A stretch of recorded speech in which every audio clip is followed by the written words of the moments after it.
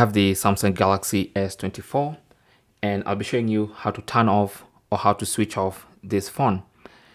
Now, I'll show you several ways, maybe two.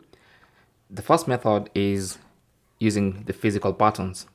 The physical buttons, you need to press the side key and volume down, and you want to long press these two buttons until the power menu appears.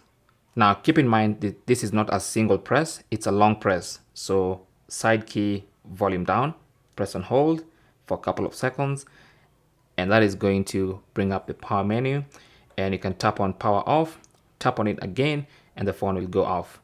Now the other way you can do this is by swiping down to the quick settings panel, and once you're here, you should have this power button here.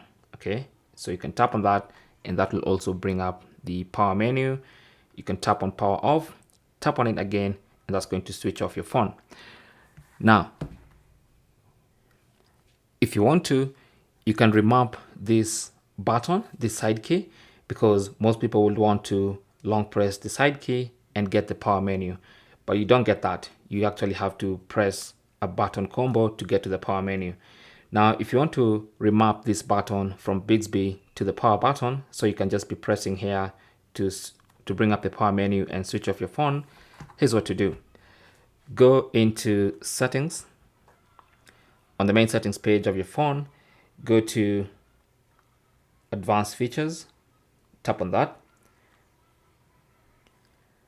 And then under advanced features, go to side button, tap on that. And you can see, press and hold, the side button is set to wake Bixby. So you want to change that to power off menu.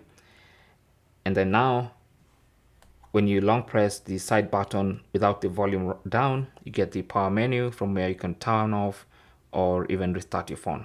Okay, and that is basically how to turn off or how to switch off your Galaxy S24.